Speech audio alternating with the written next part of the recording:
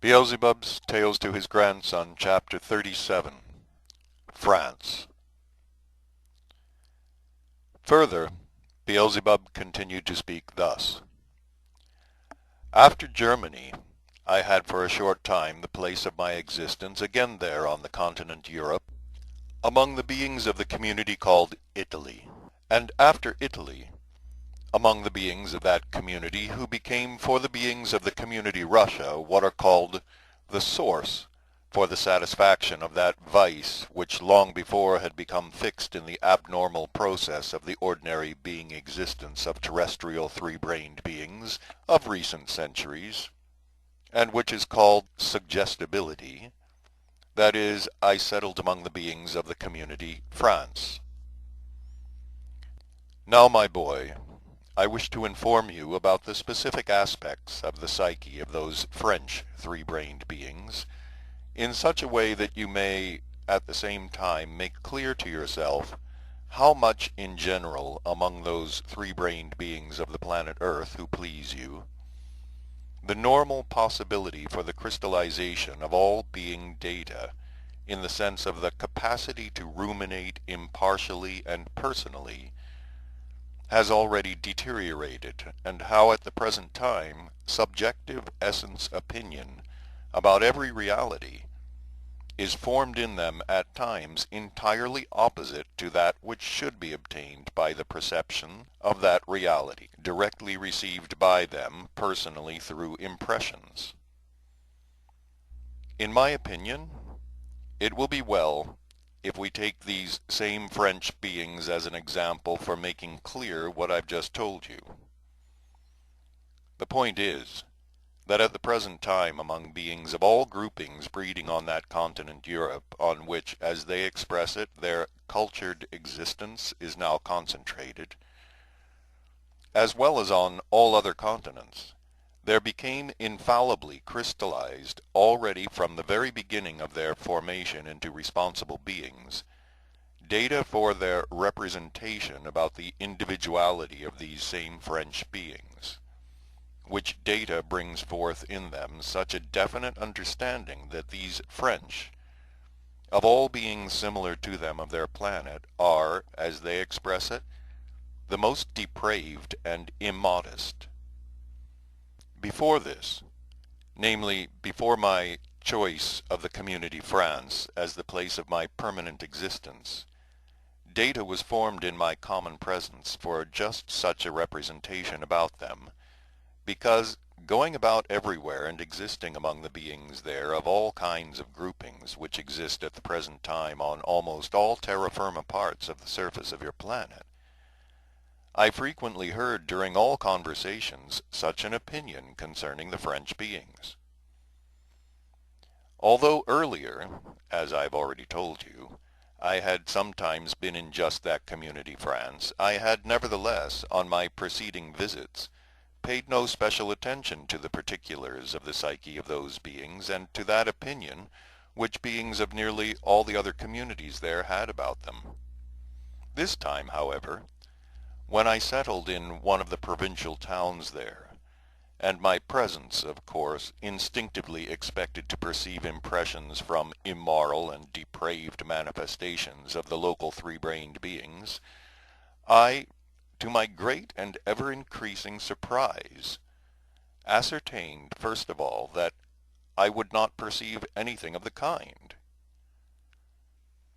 A little later, when I began to go about among them, and even to make friends with some of them and with their families, the data for this, as it is called, automatic opinion about them not only began to become decrystallized in me, but there began to become crystallized in me the required being data for finding out just what was the cause that data could become crystallized in the common presences of other communities for such an opinion about them which did not correspond to reality.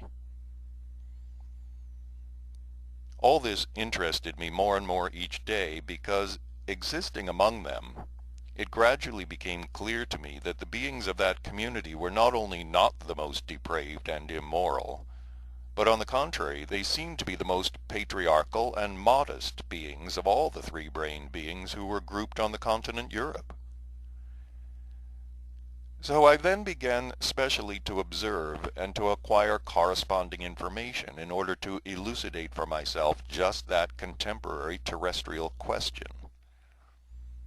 While I was there in that provincial town, I was unable to elucidate anything for myself, but later, when I happened to go to the capital of those French beings, then there, from the very first day, the basic causes of that misunderstanding also began to be gradually elucidated in my reason. For the elucidation of these causes, the following facts then served there, and also my impartial observations and considerations.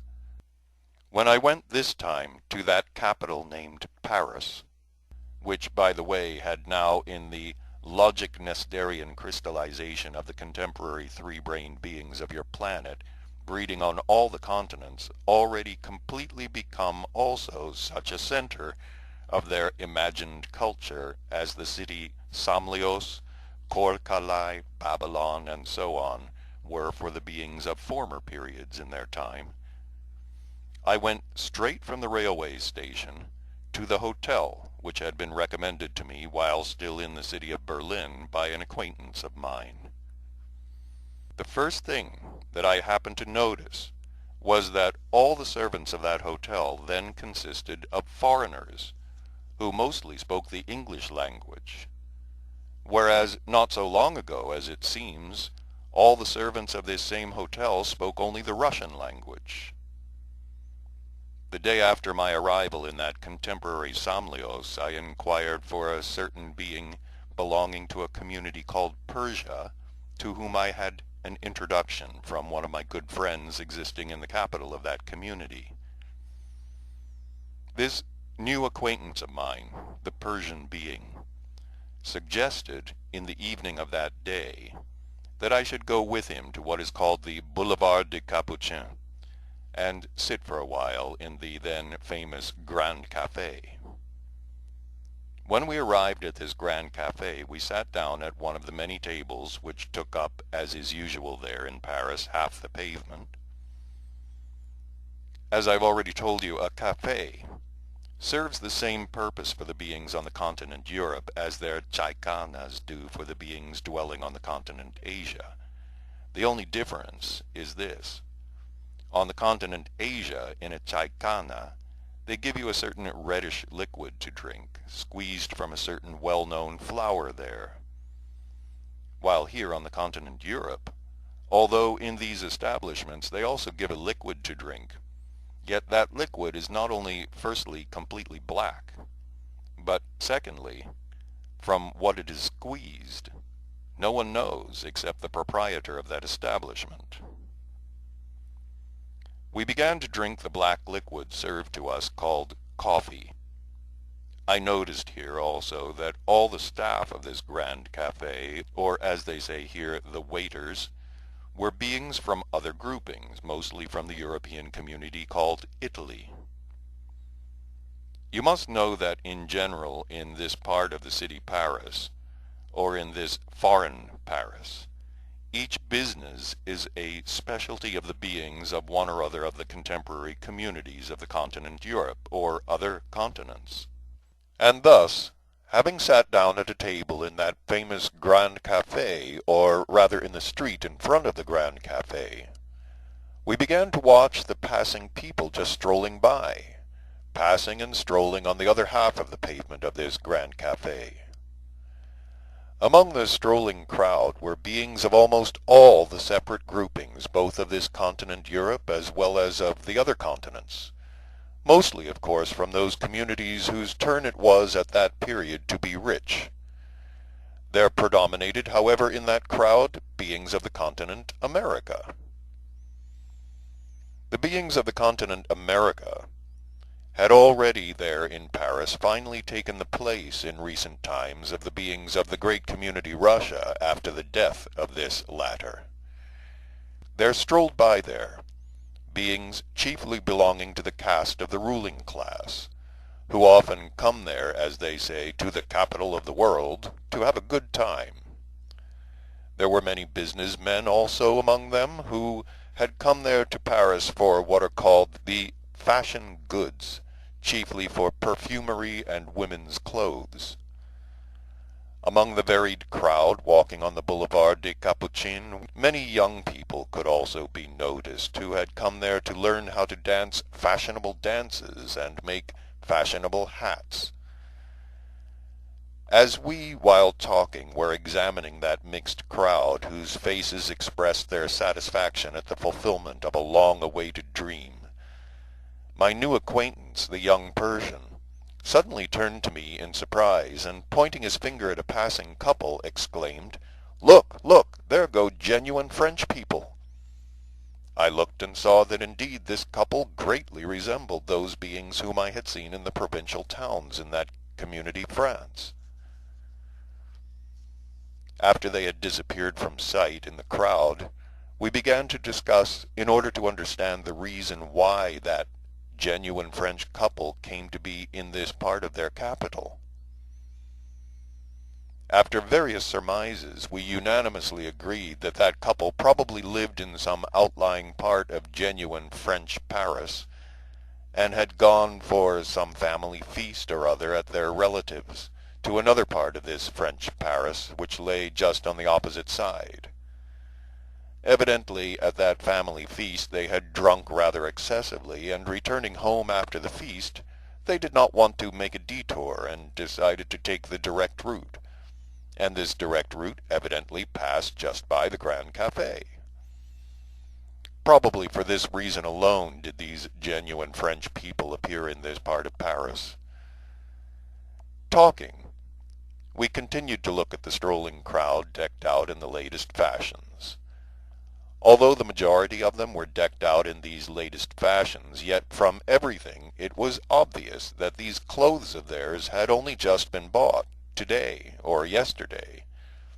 And from close observation and comparison of their faces with their clothes, one could without doubt be convinced that in the ordinary process of their existence at home, they rarely had the possibility of being so richly dressed and of feeling so free from care.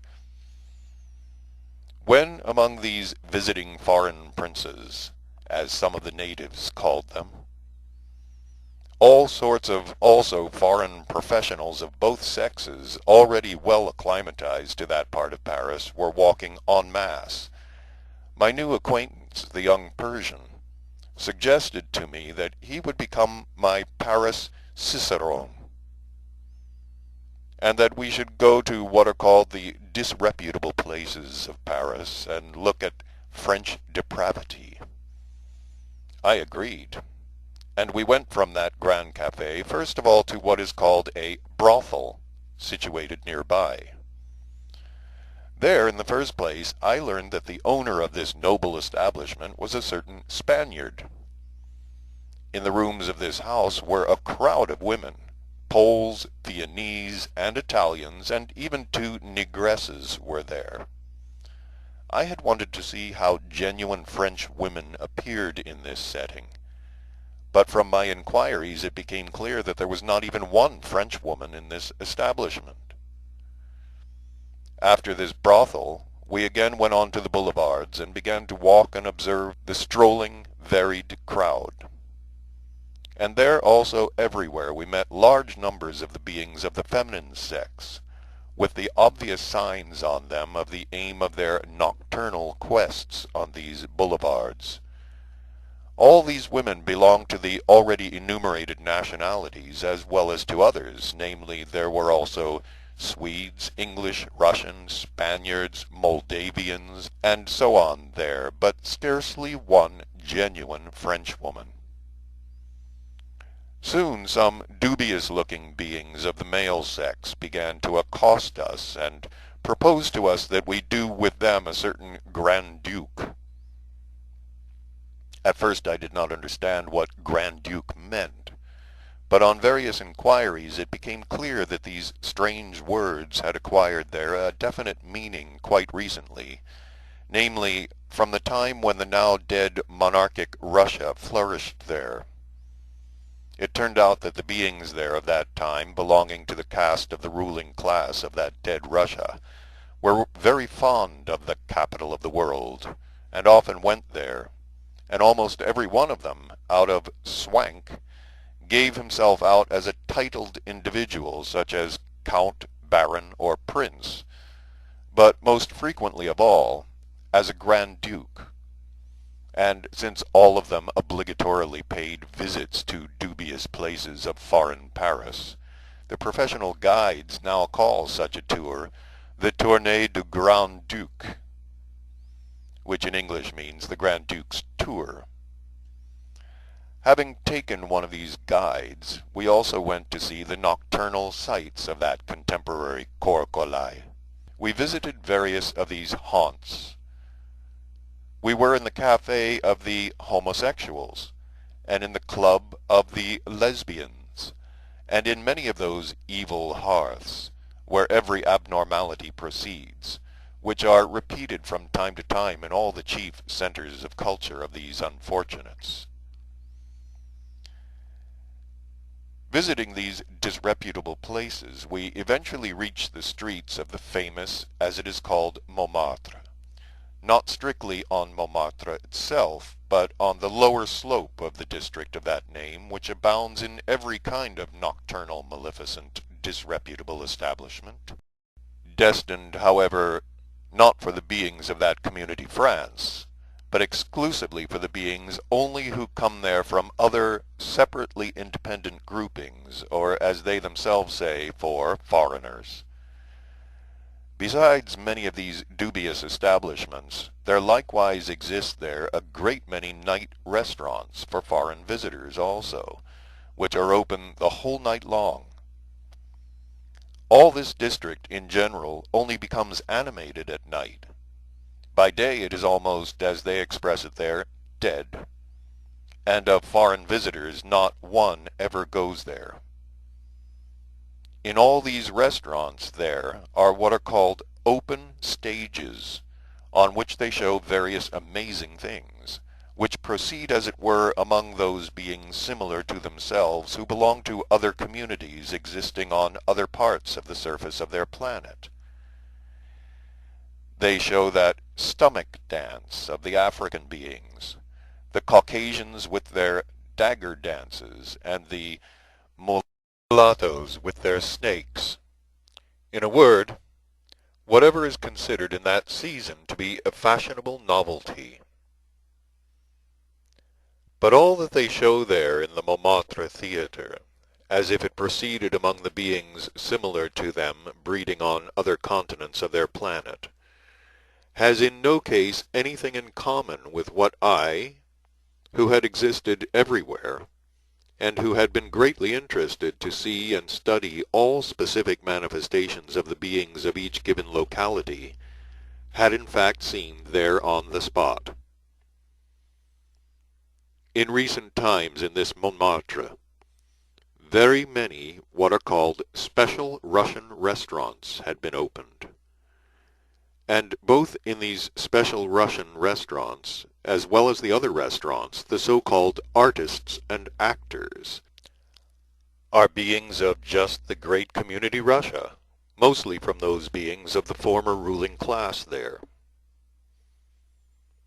It will be as well to notice and to draw your attention to the fact that the fathers and grandfathers of these artists or actors of the contemporary Montmartre theatre restaurants still only quite recently in these various establishments there in Montmartre, thanks of course to what is called the sweat of peasants, laughed at and insulted the individual dignity of the beings of other communities.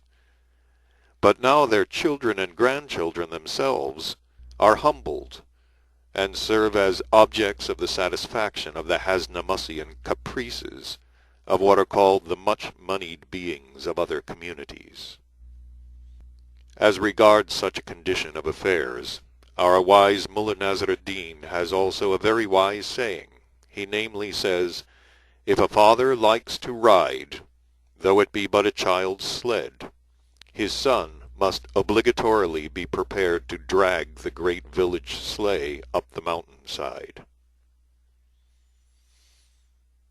While I sat in one of those restaurants with my said new friend, the Persian, he was called away by some other acquaintances, Persians, and I remained alone at the table with the champagne, the ordering of which in these restaurants at night in Montmartre is in general obligatory. At this point in his tale, Beelzebub sighed deeply, and then continued thus. Just now, while telling you about that evening spent in the restaurant in Montmartre among the contemporary three-brained beings breeding on that planet Earth which pleases you, there involuntarily revived in me the being Sarpitimnian experiencing, which I experienced at that time. And now at this moment the memory of all that I experienced is so intensely and repeatedly associated in all the three spiritualized parts of my common presence, that I am compelled to digress from the theme begun, in order that I may share with you these sad and distressing reflections, which were induced in me in those dreadful surroundings in Montmartre, by my solitude, after the said young Persian, who became my Cicerone in Paris, had left me.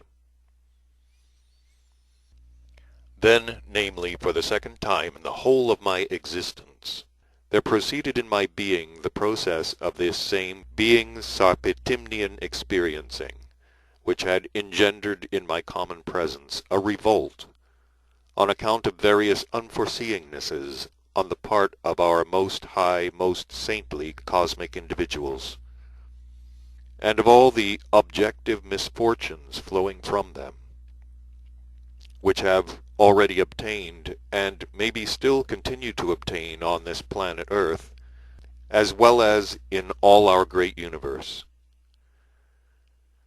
How is it possible not to foresee in their calculations of the harmonious movement of cosmic concentrations that the comet Condor would collide with this ill-fated planet Earth?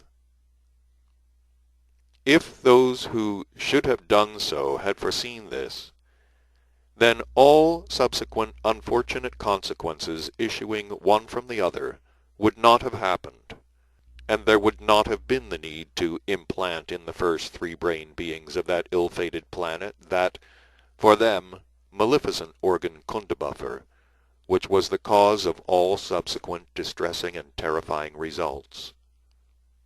It is true that later, when it was no longer necessary, and this for them maleficent organ was destroyed, they yet again did not foresee that by the destruction of the organ itself, the possibility was not destroyed that in the future the given consequences of its properties would, owing to a certain manner of existence of the beings, become crystallized in the presences of their descendants. In other words, they did not foresee for the second time, also, that even if it were possible to destroy that organ, yet the fundamental cosmic law heptaparaparsenok, with its mdelins, nevertheless remains, in the sense of the evolutionary process for the three-brained beings of the planet Earth, just as for everything existing in the whole universe. It was thanks particularly to the second almost criminal unforeseeingness that this situation, terrifying for the three-brained beings, obtains there, namely, that on the one hand, there are in their common presences, as in the presences of all the three-brained beings of our great universe, all the possibilities for coating the higher being bodies. And at the same time, thanks to the crystallization which has become inherent in them of the various consequences of the organ Kundabuffer, it is almost impossible for them to carry the higher sacred parts coated in them up to the required degree of perfecting. And since, according to the fundamental common cosmic laws, such a formation as their higher being part, coated in the common presences of three-brained beings, is not subject to decomposition on planets, And since the planetary body of the beings cannot endlessly exist on planets, and the process of the sacred Rascoarno must inevitably proceed with them at the proper time, therefore, their unfortunate higher bodies, arising in the terrestrial three-brained beings, must inevitably languish also forever in all kinds of exterior planetary forms. Sitting then in solitude in the restaurant in Montmartre, and watching the contemporary favorites of yours gathered there, I continued to ponder. How many centuries have passed since that time when I began to observe the existence of the three-brained beings of this ill-fated planet?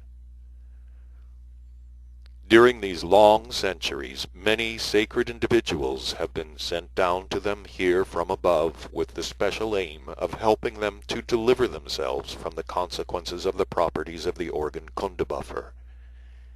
Yet, nevertheless, nothing has changed here, and the whole process of ordinary being existence has remained as before. During this time, no difference whatsoever has arisen between those three-brained beings of this planet who existed nearly 100 of their centuries ago and the contemporary ones. Are not the beings sitting here the same? And do they not behave as unbecomingly as the beings of the city Samlios on the continent Atlantis, which was considered by all the three-brained beings of that time as the source and place of concentration of the results of attainments, in the sense of the perfecting of their reason? Or as the contemporary beings here would say, the chief center of culture, and where I also sat among the beings there in their, as they then called similar restaurants, sacrupiacs. And after Atlantis had perished, and many, many centuries had passed, when I was on the continent Asia in the city of Korkolai, their new center of culture of that ancient community there called Tikliamish, and sat at times among them in their Kaltani, which were similar, also to contemporary restaurants, was I not witness of similar scenes? There in front of me, that stout contemporary gentleman with the enormous foreign growth on his neck is sitting with two young street girls. Dress him in the costume of a Kafirian? Will he not be exactly like the very type I saw then sitting in a Kaltan of the city Korkolai? Or over there on the left, at another table, a contemporary young man is sitting, who in a squeaky voice convincingly holds forth to his bottle companion about the cause of disorders which proceed in some community, dress his head in a shambardach, and would he not be exactly like a real, as they were then called, Cleon of the mountains? And that tall man pretending to be an important gentleman, sitting alone in the corner, making eyes at a lady who sits with her husband among the neighboring company, is he not a real Varunk? And these waiters, exactly like dogs with their tails between their legs, who serve the people sitting there, are they not Ascalay slaves? And in their majestic city Babylon, where I also happen to be, many of their centuries later, was it not the same there? Were not the three-brained beings of the city Babylon those same Ascalays, Kafirians, Verunks, Cleons, and so on? Only their dress and the names of their nationalities have changed. During Babylonian times they were called Assyrians, Persians, Sicytians, Arabians, and by other different names ending in ian. Yes, and now again, after so many centuries, I am again here in their contemporary center of culture, the city of Paris, and again it is the same, shoutings, uproar, laughter, scoldings, the same as in the city Babylon, as in the city Korkolai, or even in Samlios, their first center of culture. Do not these three-centered beings of today gather together to pass the time in a way unbecoming to three-centered beings? In as unbecoming a way as three-centered beings used to pass the time in all former periods of existence on that unfortunate planet. And during the time in which I have observed these unfortunates, not only whole peoples of many of their centers of culture have disappeared without trace, but also the terra firma on which they existed has either completely changed or disappeared from the face of that planet, as happened, for instance, in the continent Atlantis. After Samlios, the second center became the continent Grabonsi. Have not the people inhabiting it also disappeared from the continent Africa in the same way? And if the continent itself had not disappeared, yet at least that place where its center lay is now so covered with sand that, besides what is called the Sahara Desert, nothing exists. Again, many centuries passed. Their center was formed in Tikliamish. What remains of it but deserts, now called red sand? If some nation, formerly famous, has perhaps survived in its 1000th generation, then it is now vegetating in complete nothingness somewhere not far from that place where that nation dwelt. Then again many centuries passed. I saw their center Babylon. What has remained of this truly great Babylon? A few stones of the city itself and a few remnants of people formerly great who, although they continue still to exist, are yet regarded by contemporary beings as quite insignificant. And what will become of this contemporary center of culture of theirs, of the city of Paris, and of the peoples powerful today who surround it, French, German, English, Dutch, Italians, Americans, and so forth? Future centuries will show. But meanwhile, only one thing is certain.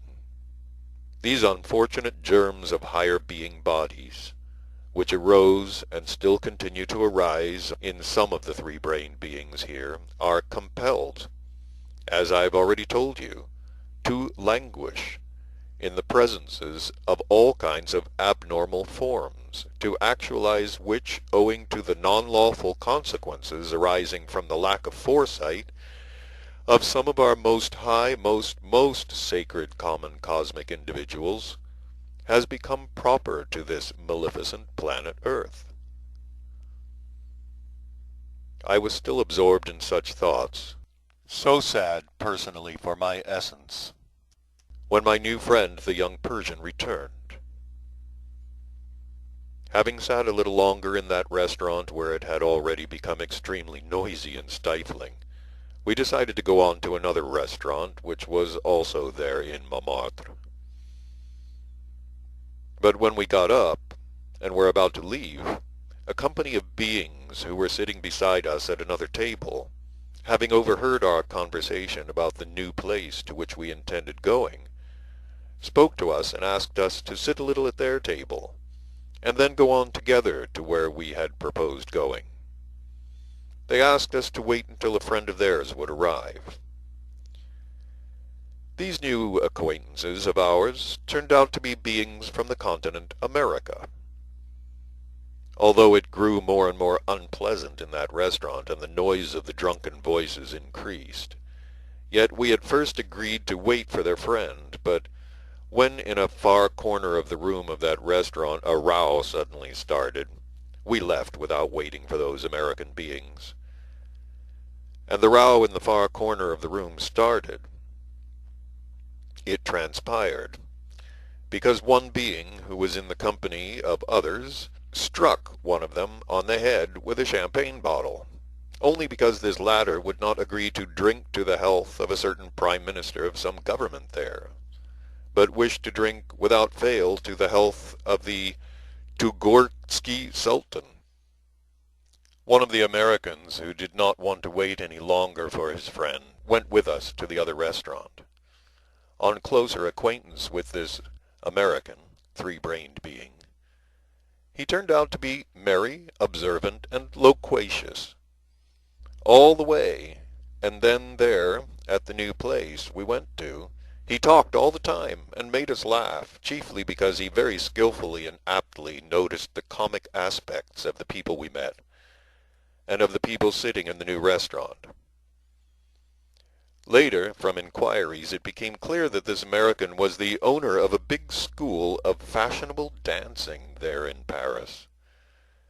From all he told us about his business, I understood that the pupils of his school consisted entirely of American beings who learned chiefly one favorite American dance, the foxtrot.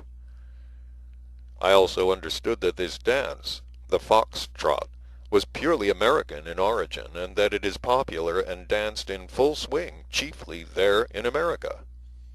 And that was why, when we together had all chosen a new brand of champagne, and this merry American stopped his chatter a little, I asked him, "Tell me, please, respected sir, if this is so, why do you not have your school over there at home in America instead of here in the city Paris, so far from your own country, and from the place of the arising of this beneficent fox-trot?" "What? What?" he exclaimed in a sincerely surprised tone. "But I have a large family. If I had my school in my native country, not only would my family die of hunger, but I should not even be able to rent a damp room in New York to shelter us during bad weather from the freezing north winds there.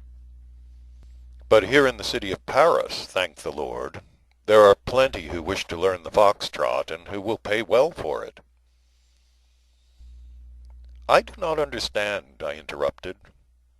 "You tell me that your pupils are entirely of your countrymen who come here, and at the same time you say that nobody over there would attend your school. How am I to understand this?"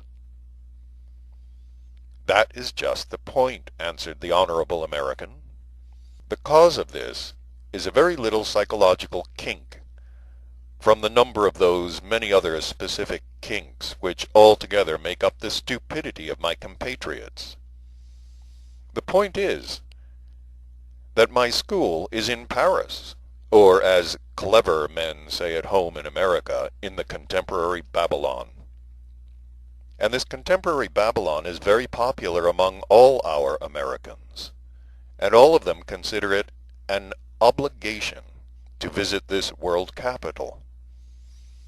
Every one of our Americans who has saved up, if only a little, must without fail come here. And, by the way, you must know it is not so easy for us to save up in America. It is only here in Europe that they think that in America dollars almost roll about the streets. But in reality, those American dollars, I repeat, are not at all easily acquired by those who live there. Every cent must be earned by one's own physical labor. They do not at all pay at home in America as they do here in certain European countries for various ephemeral values such as fame, renown, talent, and so forth.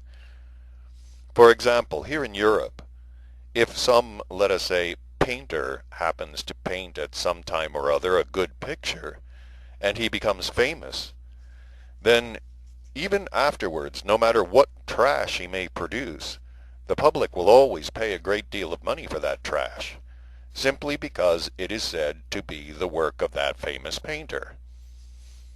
At home in America, however, things are very different in this respect. Everything is done there for cash, and every work is judged by its measure and weight.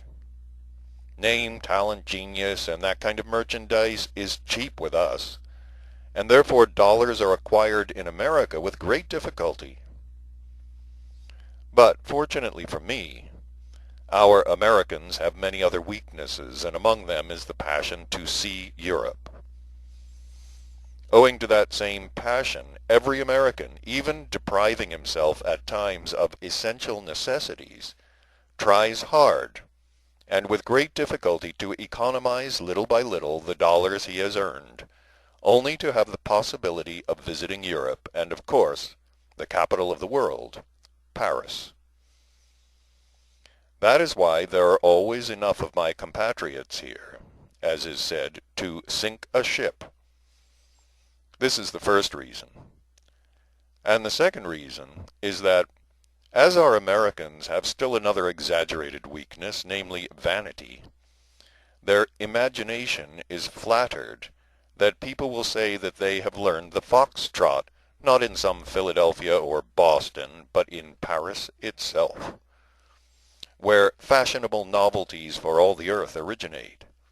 And as the foxtrot is a fashionable novelty, the Paris foxtrot is then for them, so to say, the result of the last word in civilization. And so, thanks to these two ferments in our Americans, I, a poor dancing teacher, always have a sufficient number of Americans here who pay me well. It is true, they pay me in francs and not in dollars, but the money changers must also earn something. They too have families. After this explanation of his, I asked him further, "Tell me also, please, my dear sir, is it possible that your compatriots come here to the city of Paris and stay here so long only to study this foxtrot of yours?" "Why only the foxtrot?" he replied. "During this time they also visit Paris itself and its outskirts, and sometimes they even travel quite far.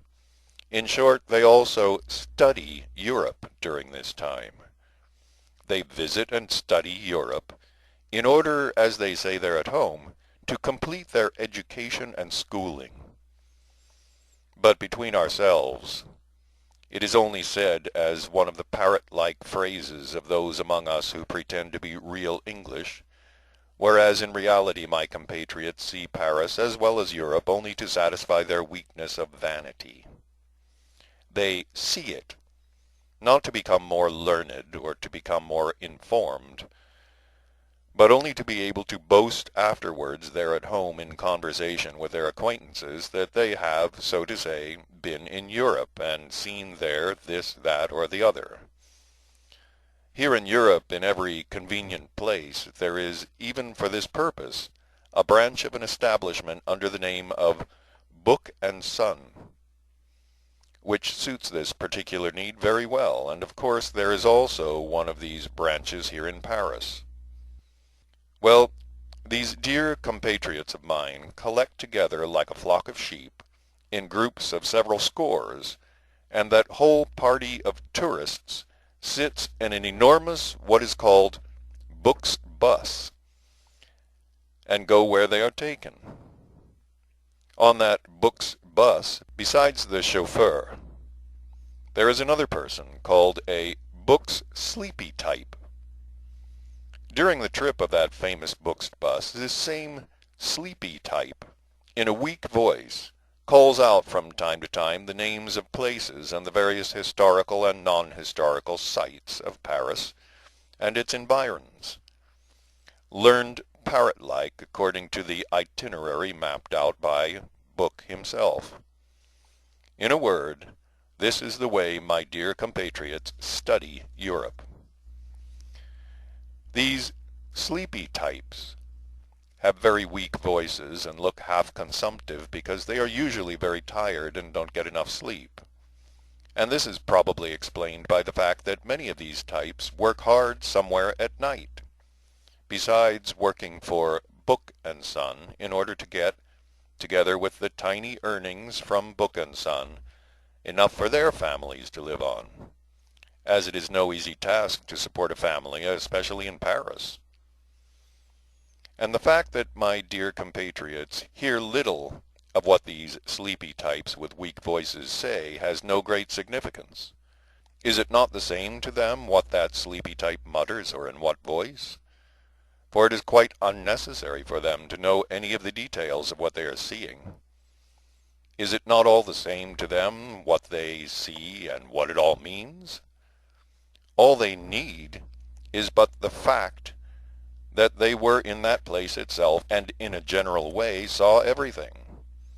They are fully satisfied with this, for afterwards in conversation they can freely say with a clear conscience that they were here, there, and everywhere, and all the other Americans will think that the speaker is not just the tail of a donkey, but that he also has been in Europe and has visited everything there and seen every sight that every contemporary educated person must see.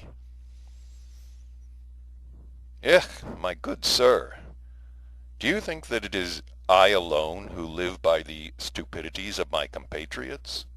What am I? I am a little man, only a dancing teacher. But did you notice that fat man sitting with me in the first restaurant? Well, that is a real shark. Many of them, incidentally, have sprung up at home in America, especially in recent times. That fat man, an Americanized English Jew, is the principal partner of a well-known, very solid American firm. This firm has its branches in many cities in America, as well as in Europe. And the fat man who sat with me in the first restaurant is the one who fulfills the duties of director of the Paris branch of the firm. That firm not only fills its pockets through the stupidities of its compatriots, but into the bargain it unfortunately adds much of its own meanness. And they concoct this mélange in the following way. The branch of the firm here, advertising itself well by American methods, is already widely known to my compatriots, and therefore many of them, owing to always their same vanity, and to other weaknesses, proper, by the way, to those beings of whom my compatriots mostly consists, always order their so-called fashionable dresses from this branch here, and the branch here sends to them from the capital of the world real French models. All this is done quite honorably, according to all contemporary commercial rules, on the basis of the triple entry bookkeeping and the Schackermacher accounting. As regards, so to say, the intimate side of the business, of this American solid firm of ours, founded by various American sharks, it is just here that these sharks skin everyone, and this only for the benefit of their own bottomless pockets. Well, when this Paris branch receives a mail order direct from its American clients, this same mail order is then sent directly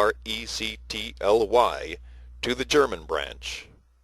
And there in Germany, where materials and labor are much cheaper than here in Paris, the branch there, SLOWLY and LEISURELY, carries out this American mail order according to all the codes of Paris fashions, whereupon it very calmly sticks onto its production a Paris label, and again DIRECTLY forwards it by steamer via Hamburg to its New York branch, from which the client receives her order, happy and proud that tomorrow she will wear not just anything, but a real Paris dress, sewed in Paris itself, after the latest Paris fashions. What is most interesting of all is that nobody is offended at this commission business of this solid firm, but on the contrary, it is convenient and easy and profitable for everyone.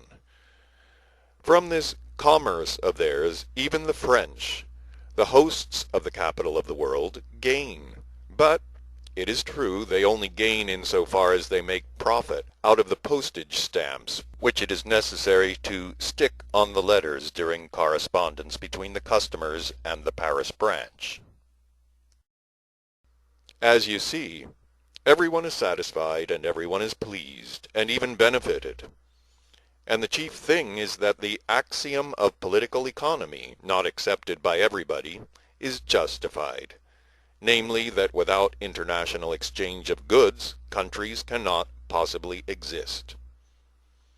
But what am I? I am only a poor dancing teacher.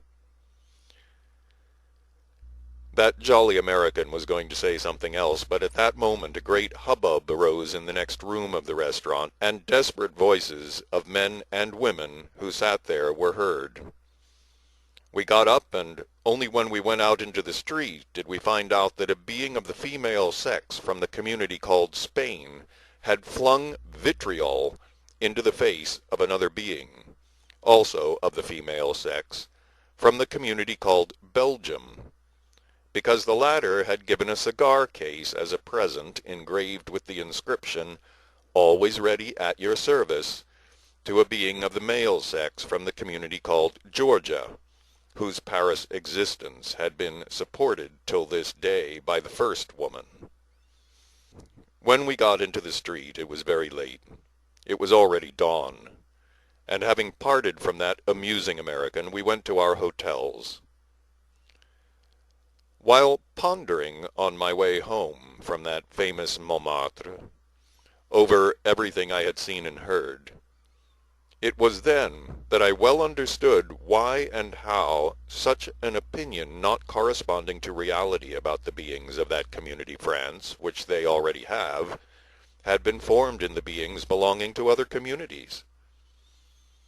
Thanks to everything I had seen and heard in that part of the city Paris, it had become clear to me that those beings of other communities who come here to France come first of all to this part of Paris, and to other such places, where everything without exception is organized and adapted especially for them by foreigners like themselves, but who had come there long before and consequently had learned to speak the local language much better than they.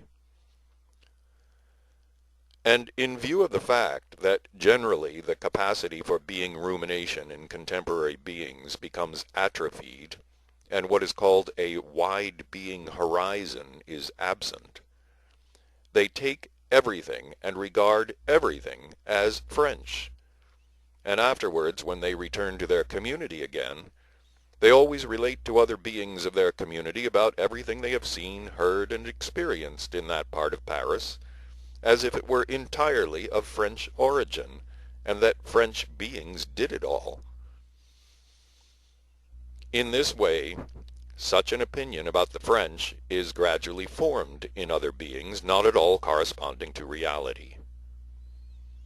Moreover, there is also another and deeper cause for this opinion which had been formed about the beings of the community France in the particular consciousnesses of the beings of other communities. And in the given case, it is also based on one of the peculiarities of their general psyche. This peculiarity is acquired in them, once again thanks to that maleficent usage invented by themselves which they call education. The point is that there, in children, from the very first day, as they express it, of their appearance on God's earth, when nature herself is still continuing to form the given prime conception of the future three-brained responsible being, they begin, by this same maleficent education of theirs, to hinder nature from herself, producing the necessary formation. This is not all. Thanks to their maleficent usage to educate, they fill and drive into what are called the spezitualitivian concentrations, or, as they themselves would say, the brains of these newly born beings, all kinds of their ephemerally fantastic ideas, which brains are localized in general in beings for the perception and accumulation of all kinds of impressions, as well as of the results of conscious being awareness, and which among the newly born are still quite pure and of maximum perceptivity. The greatest misfortune for them is that this maleficent process continues to proceed, for the majority of them, almost up to the age when they should already be responsible beings. As a result of all this, that mentioned peculiarity of their general psyche just obtains which is derived from the following.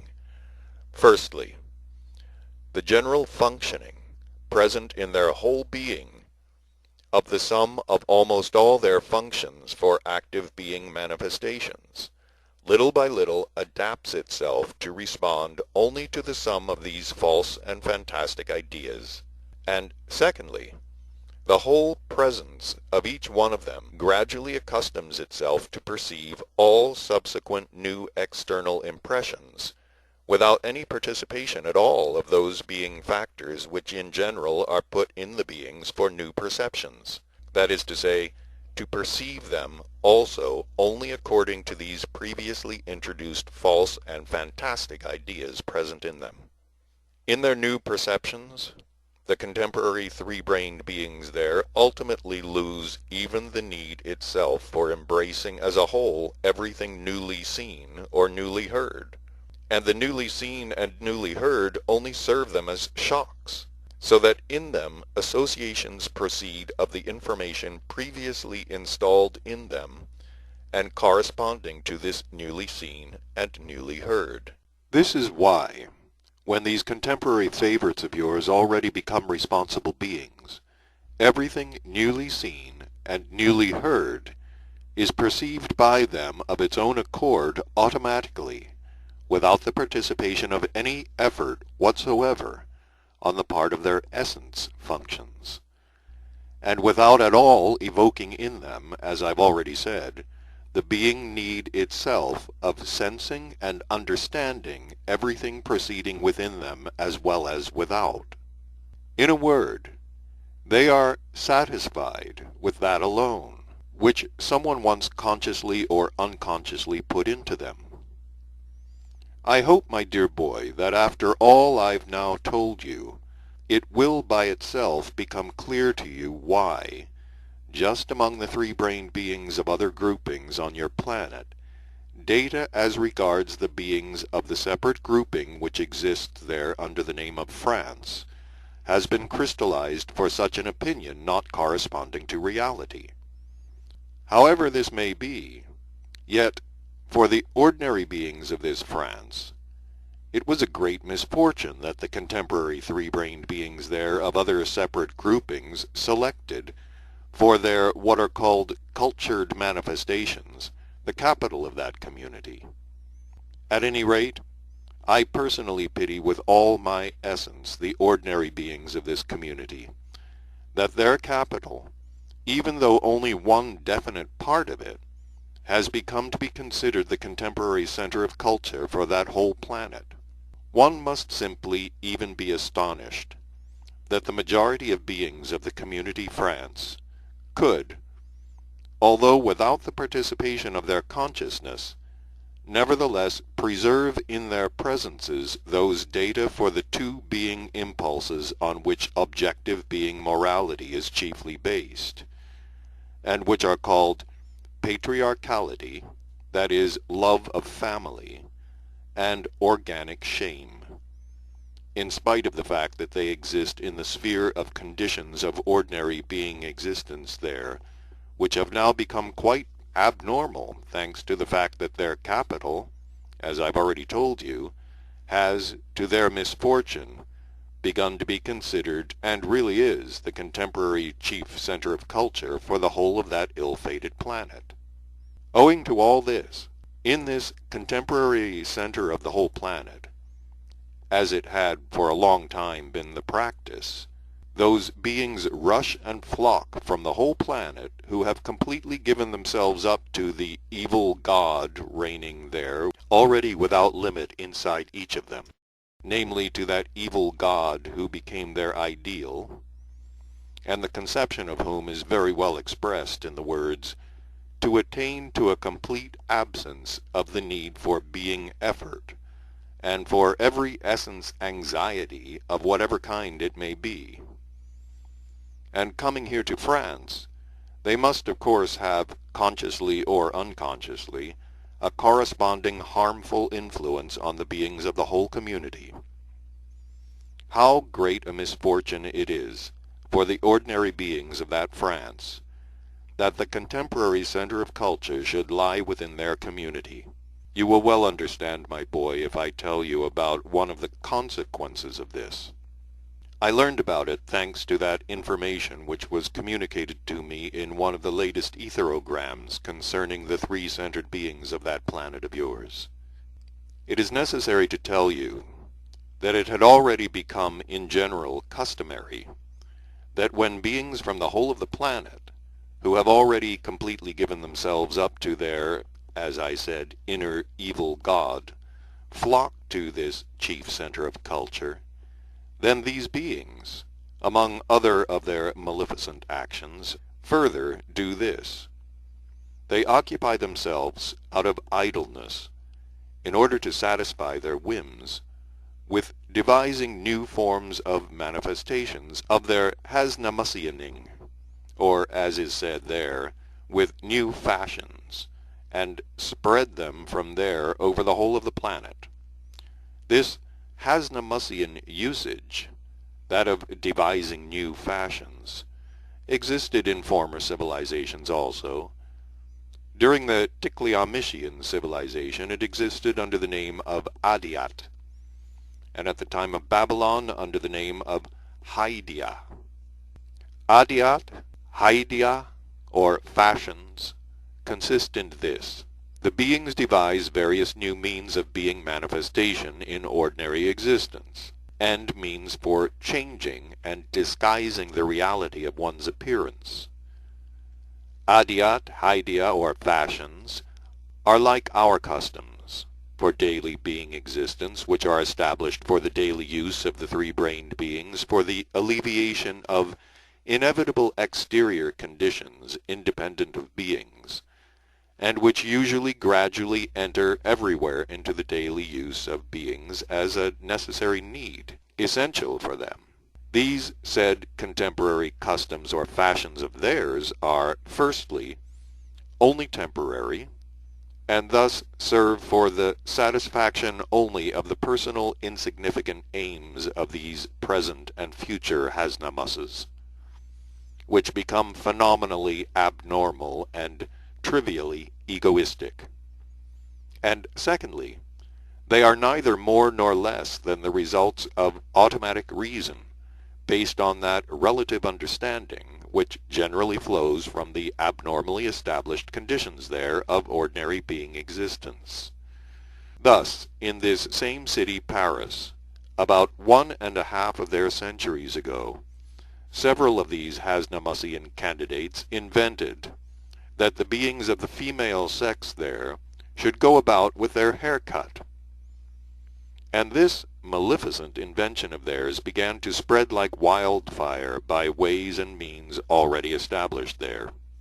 But, as at that period, in the beings of the female sex of that community, France, the feelings of morality and patriarchality were still very strong. They did not adopt that maleficent invention. But the beings of the female sex of the communities called England and America did adopt it and began to cut their hair. Moreover, as the beings of the female sex of both these communities there began voluntarily to deprive themselves of that part of themselves which is adapted also by great nature for certain exchanges of cosmic substances, nature did not fail to react, and began to produce corresponding results, which will certainly take the forms, as had already occurred twice on this planet, the first time in the country Uniano, now Kafiristan, where there appeared what are called Amazons, and the second time in ancient Greece, where there was created the religion of the poetess Sappho. And while in these two contemporary communities, namely in the community England and in the community America, the cutting of women's hair has already produced, in the first case, suffragettes, and in the second what are called Christian Scientists and Theosophists. And moreover, when this Hasnamusian fashion of cutting the hair of beings of the female sex became universally spread, as you will learn from the continuation of my tale, a proportionate increase was everywhere noticed, as I was informed by the etherogram I received, in the number of the illnesses of these unfortunate beings of the female sex, which they call women's diseases, namely various sorts of venereal inflammations of the sexual organs, such as vaginitis, uteritis, ovaritis, and what they call cancer. And so, my boy, although this same fashion, the cutting of the hair of the beings of the female sex, invented in this Paris itself by beings with Hasnamussian properties, was not then in the beginning implanted in this same community France, yet, owing to their capital being the collected place for the beings with Hasnamussian properties from other countries who continue to persist in this maleficent invention, these latter have ultimately succeeded in implanting it, and the beings of the female sex, there in France also, likewise have begun to cut their hair. And at the present time this cutting of their hair is in full swing for nearly all of them. At the hairdressers even, chiefly of course there in their capital Paris, they have to take their turn, as I was informed in this etherogram, exactly as people had to take their turn not long ago in the community Russia for receiving American flour. And from this contagious rush of women to the hairdressers to get their hair cut, court proceedings are already arising between these hairdressers and the fathers, husbands, and brothers of these shorn lambs, and many what are called divorces are also obtained. It is interesting that the judges there, as it was also communicated in that etherogram, in each case acquitted the hairdressers on the grounds that the beings of the female sex who went to them were already over 16 years of age, and had therefore, owing to the laws there, reached their majority and were free to do as they pleased. But of course, had these French judges, and in general the judges of the whole planet, known that there exists in the universe a definite law concerning all the formations, without exception, which serve the great Trogoauto-egocrat in the transformation of cosmic substances, then they would without any doubt completely change their opinion concerning that understanding which they express by the word majority. The point is that according to that definite cosmic law, all those separate individuals, among whom are numbered also all Keschapmartnian beings of the female sex, are for the transformation of cosmic substances the sources of all those active elements which in further cosmic formations must serve in the process of the great holy law Triamazikamno, for fusion as its second holy force. That is, they always are, as is said, the negative or passive principle. And so, owing to this definite cosmic law, which I've just mentioned, these sources which transform the active elements which serve as the passive principle can never be free to have any independent manifestations. Only these sources can have this independence, which transform the active elements, which must serve for the holy Triamazikamno as the affirming or active principle. That is just why these sources, which serve as the passive principle, cannot be responsible for their manifestations. That is, they cannot be, as they say, major.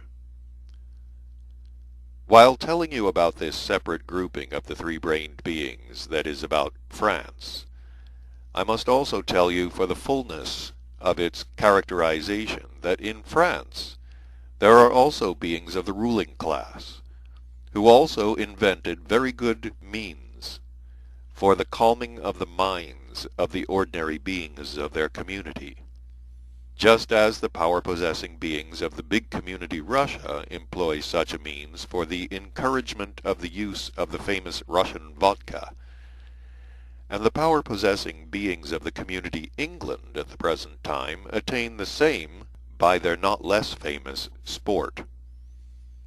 However, it must be admitted that although the power-possessing beings of the community France also adopt these good means and successfully attain their egoistic aims, yet these means, though, be it said, to no credit of the power-possessing beings of the communities of England and Russia, bring scarcely any harm to the planetary bodies themselves of the ordinary beings. This is not all. By these means they unconsciously brought and bring to the ordinary beings of their community a certain benefit, diverting them and giving them temporary relief from the ill effects of their fascination by fashions, invented by present and future Hasnamusses, gathered in this capital from various countries, and under the slavery of which fashions the ordinary beings of this same France have now fallen even more than all other beings of other communities. These good means are called there fairs, and at the present time such fairs are held in the principal squares of all their towns and villages in turn, and moreover just in those squares in which about 2 centuries ago the three-brained beings there usually held discussions on what they call religious moral subjects. In justice, it must be said, my boy, that these French fairs are very, very gay places. I confess that even I myself like to visit them, and pass there an hour or two thinking about nothing. At these French fairs, everything can be had cheap and fine. For instance, every being there for a trifling 50 centimes can whirl to complete stupor on various what are called pigs, chameleons, whales, and so forth, and on various American and non-American new inventions designed just to produce stupor. If a being recovers too quickly from all these ways of getting stupefied, he can then have there also for a few more centimes something very tasty, most often prepared right on the spot. It is true that from these tasty things the beings, as far as their stomachs are concerned, often become But what is this in comparison with the pleasure they've had in eating them? And in case any of the ordinary beings there wishes, as they say, to try his luck again for a few centimes, he can satisfy this desire there also on the spot. He may try his luck in every way, for at those famous French fairs there is every means of gambling that exists there on the planet Earth, for speculation as well as for fun, and almost all their games of chance are seen there. In a word, all the games, beginning with the roulette of Monte Carlo and ending with the game of Snip, Snap, Snorum.